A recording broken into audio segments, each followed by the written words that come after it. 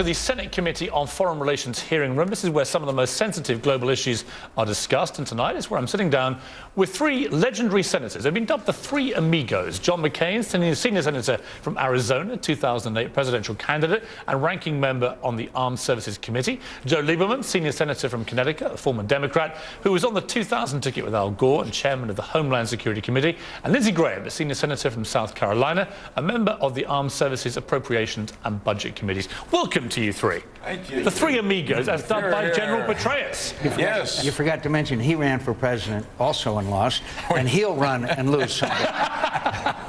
This is, John, much too often when we travel, has described us as the Losers Caucus. As a matter of fact, once we were in Pakistan, and the ambassador, this was 2002, the ambassador was good enough to give a dinner on our honor. McCain and I led the delegation, about 8 other senators, and he gets up to make his toast, and you have, I'm here, McCain, he lost for president, I lost for vice president, 2000. John says, you have here before you the American government in exile. And by the time this interview is over, you will know why they both lost.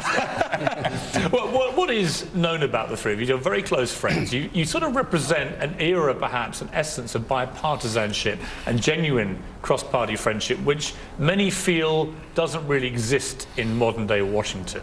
How have you managed to do this, and why can't more of your colleagues do this?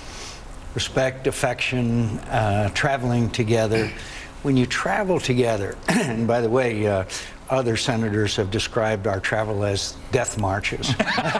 We go to exotic places like Afghanistan and Baghdad and Libya and those really fun places. But I think traveling together has probably been, for years now, we've traveled to the most interesting places, maybe not the most fun places. And so we become friends that way. Here in the Senate, therefore, we have worked together on a lot of national security issues. Lindsey is a reserve colonel in the Air Force. He serves his active duty for years in Iraq, now in Afghanistan. Joe, being a key member of the chairperson of the Homeland Security Committee.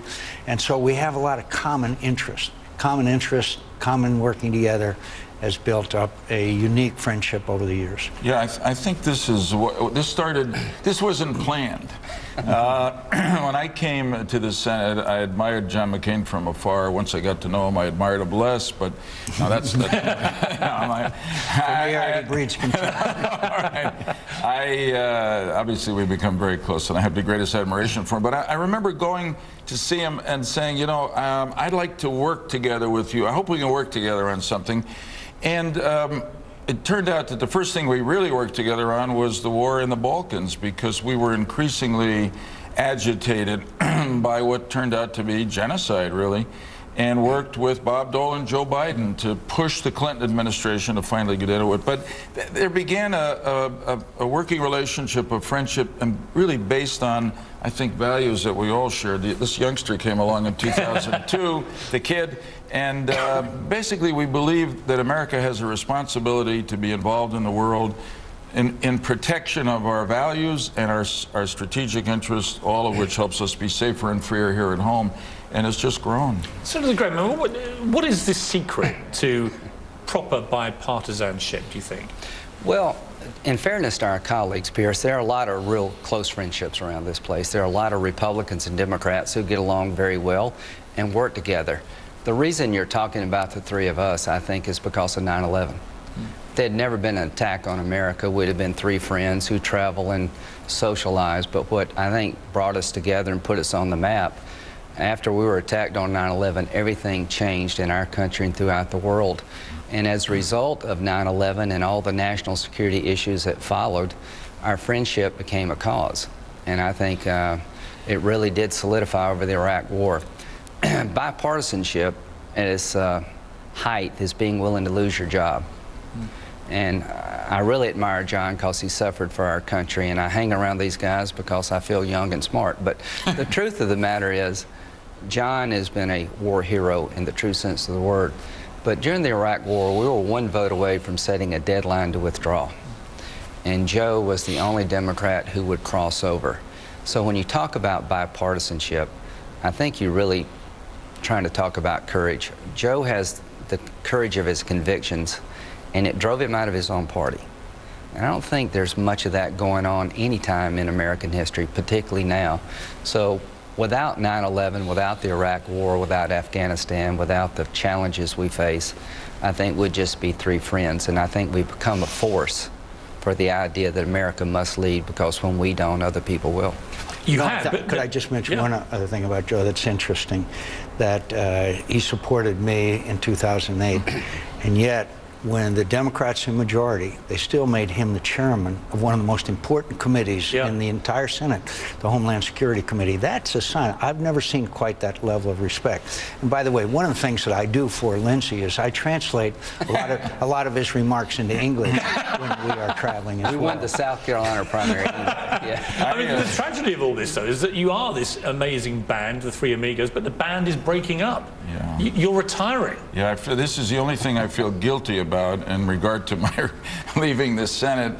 But the time came. I've been here 24 years, and I wanted to move on to something else.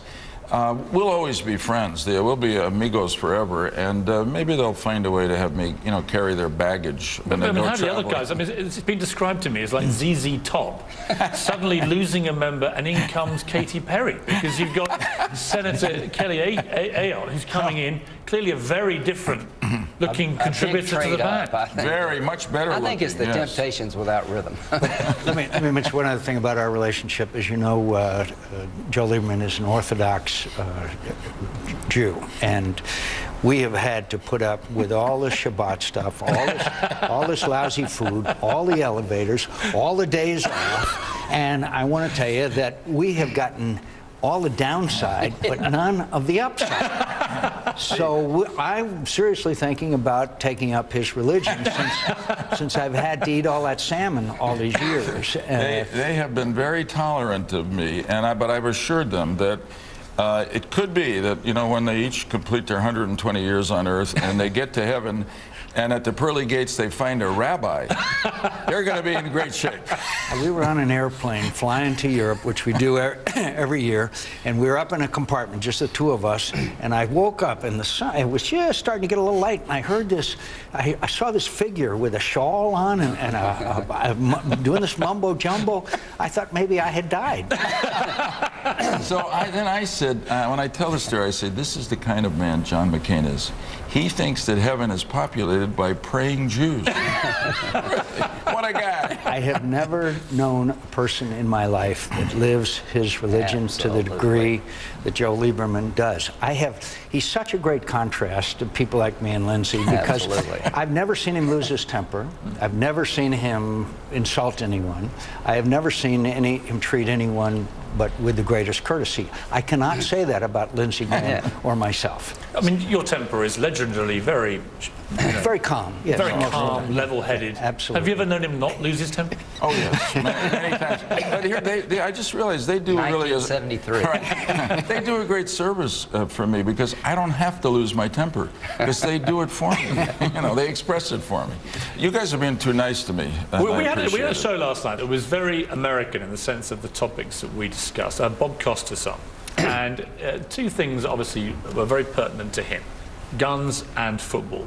And particularly the relationship between the two now. 70% of NFL players now carry guns. And an ongoing debate now, I have to say, not a very loud one.